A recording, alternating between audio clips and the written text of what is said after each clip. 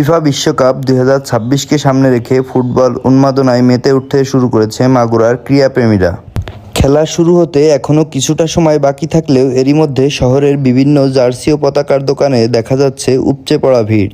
প্রিয় দলের জার্সি, পতাকা ও ফুটবল সামগ্রী কিনতে সকাল থেকে রাত পর্যন্ত ভিড় করছেন তরুণ, যুবক সহ বিভিন্ন বয়সের মানুষ। মাগুরা শহরের চৌরঙ্গি মোড়, ভাইনা মোড় সহ বিভিন্ন এলাকায় ক্রীড়া সামগ্রীর দোকানগুলো এখন বিশ্বকাপের আমেজে রঙিন হয়ে উঠেছে। দোকান জুড়ে ঝুলছে আর্জেন্টিনা, ব্রাজিল, পর্তুগাল, ফ্রান্স ও জার্মানি সহ বিভিন্ন দেশের পতাকা ও জার্সি।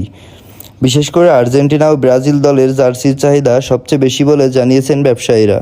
এবার বিশ্বকাপে সাধারণত জার্সি খুবই চলতেছে, তবে আর্জেন্টিনার তুলনামূলক বেশি, ব্রাজিলও খুব চলতেছে। এছাড়াও দোকানিরা জানান, বিশ্বকাপ যত ঘনিয়ে আসছে ক্রেতার সংখ্যাও তত বাড়ছে।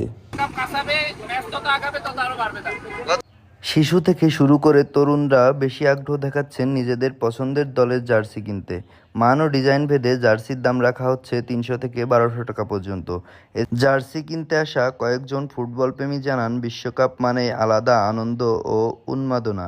বন্ধুদের সাথে খেলা দেখা, প্রিয় দলের সমর্থনে পতাকা টানানো এবং জার্সি পরে উল্লাস করতেই আগে থেকেই প্রস্তুতি নিচ্ছেন তারা। আমি ছোটবেলা থেকে আর্জেন্টিনা সাপোর্ট করছি, কারণ আর্জেন্টিনা এখনো বিশ্বকাপে অনেক দেরি আছে। এখন থেকেই জার্সি কেনার অনেক উন্মাদনা শুরু হয়ে গেছে, এই কারণে আমরা সবাই আসছি, দল বন্ধু সবাই জার্সি কিনতে।